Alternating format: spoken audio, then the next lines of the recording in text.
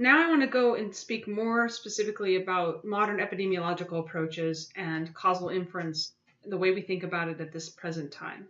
But first I want to introduce the Henel-Koch postulates, which were developed not recently, but back in the 1800s, in connection with establishing relationships between the tuberculobacillus and tuberculosis risk factor and outcome. And the postulates were specific for the tuberculosis disease, that the parasite occurs in every case of the disease and under circumstances that account for the pathologic changes in the clinical course of the disease. So in that particular postulate, it was a situation where the parasite was necessary. The second postulate being that the parasite occurs in no other disease as a fortuitous or non-pathogenic parasite. And so that specific postulate gets to the point of specificity.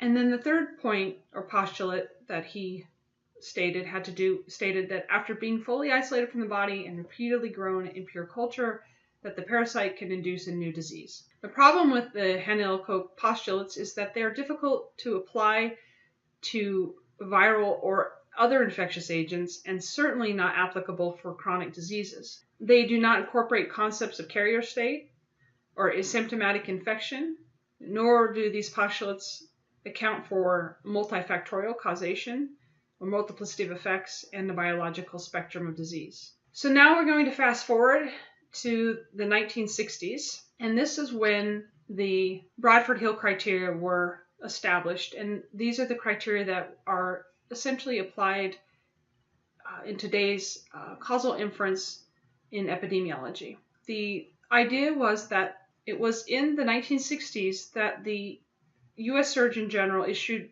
his report stating that smoking causes health problems, specifically lung cancer.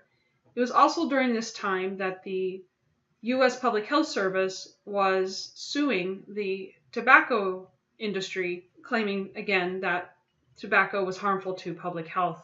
At the same time, a gentleman by the name of Sir Bradford Hill had put together these list of criteria that had to be met in order for causation to be concluded. And we're going to go through those now in detail. These specific criteria were established in an attempt to distinguish causal from non-causal associations, and that there's this emphasis on that causal inferences cannot be based on some set of rules. Criteria also condemned or minimized the importance of statistical significance testing and recognized the importance of other factors in decision making. So now I'd like to go through those criteria. And they're listed here. There are 9 in total. And what's important about these criteria is that they're not to be used as a checklist, and that a causal association can be inferred even if only a few of these criteria are met. So we're going to go through each of these now. The first criteria is the strength of association. The idea that the stronger an association between a factor X and an outcome Y, then the more likely that there's a causal relationship between those two. And that weak associations are often due to some sort of undetected bias. And we now know that the strength of the association is what we're measuring when we calculate, say, measures of risk, such as a risk ratio, an odds ratio. We can also calculate other measures of risk or probability. But it's important that that strength of association is not based upon the value of the p-value. In each of these 9 criteria, I'm going to talk about Rothman's counter-arguments to them, with the exception of one of those criteria, which I'll discuss in a minute. But essentially, Rothman, in a 2002 paper that is listed in your Blackboard reading assignment, walks through each of these criteria and provides counterpoints to them. Specific to the strength of association criterion, Rothman states that you can have an association between a factor and an outcome for which the measure is small or weak, but that itself does not rule out causality. And that you could have the other criteria which are present, and strongly so, even in the presence of a weak association, and you can conclude causation. The next criterion is that of consistency.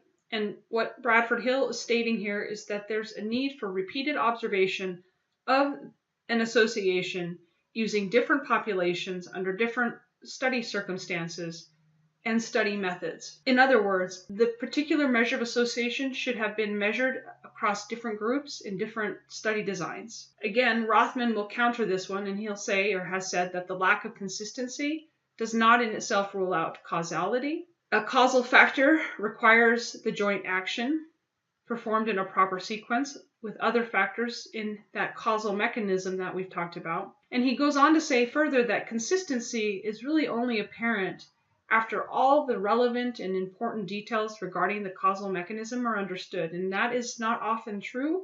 And thus, if we don't understand the causal mechanism, that in itself should not be grounds for concluding that there is no consistency and therefore no causality. The next criterion is that of specificity. This is where there's the requirement that a cause leads to a single effect or outcome. Again, this is Bradford Hill's criterion, and this specific criterion is viewed often in epidemiology as an invalid one because a cause can have multiple effects. Now, this specific criterion does have relevance for certain types of diseases, specific infectious diseases, where a specific infectious agent does cause that disease and does not cause other diseases. For example, the P. falciparum malaria parasite does cause malaria, but doesn't cause any other disease. So again, in specific types of areas of either infectious diseases, usually, the specificity criterion is met. And the next criterion is that of temporality. This is the one criterion among all the 9 that is an absolute necessity. And this is the requirement that the risk factor or the cause precedes the effect or the outcome. And again, this is the only absolute necessary criterion among all 9. And this is a one for which Rothman is unable to have a counter argument. The next criterion is biological gradient. And this is the criterion that there should be some monotonic or unidirectional dose-response curve between the cause and the effect. In other words, the increasing trend in disease frequency increases with dose or cause. However, it can be argued that a lack of a dose response does not rule out a causal association. Some causal associations actually have some threshold dose that must be exceeded before the disease frequency occurs. And we also know that confounding can produce the appearance of some of the monotonic dose response between exposure and disease. But in the sense, there isn't a true monotonic relationship in the absence of that confounder. And non-differential exposure misclassification itself can bias or distort a dose response curve. Now that latter point has more to do with study design and conduct, and not so much a point that's counter to the biological gradient criterion. But now I want to show you some examples of where the biological monotonic relationship is not demonstrated when there is still some evidence of causality. This is illustrating the relative risk of total mortality on the y-axis as a function of the number of drinks consumed per day. And what we're seeing here is this, it's called the J-shaped relationship, where among those without any alcohol consumption, the risk is essentially null, or there is no risk. And the risk goes down with a few, as a function of a few drinks, but then goes up after some threshold is achieved. And this is demonstrated in males and females.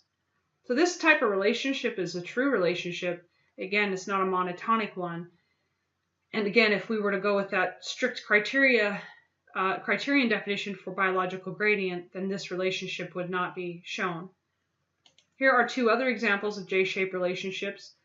The one on the left is showing the risk of death as a function of body weight. And this shows this J-shaped relationship. Essentially, this has been replicated in multiple groups and multiple designs, and doesn't show monotonicity, but does show relationship, and therefore biological gradient is established. And then here's another example with the risk of upper respiratory tract infections and the amount of exercise intensity. And the next criterion is biological plausibility. This is that the hypothesis relationship between an exposure and a health outcome makes sense in the context of the current biological knowledge. And then Bradford Hill goes on to state that this is not a necessary criterion per se, that the association that we observed may be new to science or medicine, and we cannot dismiss it too lightheartedly as just too odd of a relationship. But in general, there should be some biological plausibility to what we're observing. Otherwise, we probably wouldn't have done this study to begin with or observed the relationship. Now, some key issues with biological plausibility that are outlined by Rothman essentially says that there could be lack of consensus on the amount of evidence sufficient to establish plausibility. There's no consensus on rules for assessing the relevance or weight of evidence in some contexts. There could be data gaps and uncertainties in the current knowledge, and that often is true. The overemphasis on the biological plausibility impedes acceptance of new facts, especially those that reveal deficiencies in our current knowledge. That's the idea that there's this current belief and new data or new information are coming in, but there's this holding on to the current belief, which is impeding progress or moving toward a more advanced understanding of that relationship. And then the last is that evidence undermines hypotheses. The biological evidence can support conflicting hypotheses, and that the assessment of that evidence is often lends to different interpretations. The next criterion is coherence, and this is interpreting an association as causal should not conflict with what is known of the natural history or biology of the disease, so there's some coherence across what we believe and what we've seen. Now again, Rothman will state that lack of coherence does not rule out a causal association, that conflicting information may be mistaken or misinterpreted. The next is experimental evidence. Now, to Bradford Hill, this meant experimental or semi-experimental evidence obtained from reducing or eliminating a putatively harmful exposure and seeing if the frequency of the disease subsequently declines. Now, others interpreted Hill's criterion to mean evidence from laboratory experiments or human experiments. And then Rothman will say that lack of experimental evidence in itself does not rule out causal association, and that could be because there are no other experimental evidence available, or it's not possible to have experimental evidence because of the ethics of the relationship, because it may be unethical to perform an experiment. There are also considerations that there could be alternative explanations for the outcome of any experiment that have to be considered. Again, Rothman will say that this criterion is limited.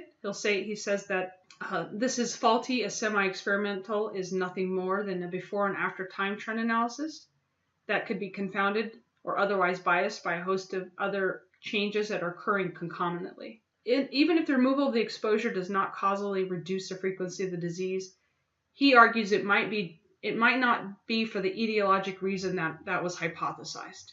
The next criterion is analogy, and the idea being here that there is an analogous scenario that can be used to describe that causal relationship. Now, Bradford Hill referred to the relationship between the exposure to thalidomide and rubella, and he said, with the effects of thalidomide and rubella before us, we could surely be ready to accept slighter but similar evidence with another drug or another viral disease in pregnancy. Rothman says that this criterion can be often at odds with specificity criterion, which makes sense, right? The specificity criterion says only this particular risk factor causes only this disease.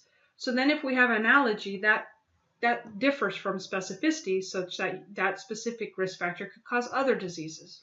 And he also goes on to say that whatever insight that can be derived from analogy is handicapped by the inventive imagination of scientists who find analogies anywhere. Then goes on to say that the absence of such analogies reflects only lack of imagination or experience, not the falsity of the hypothesis.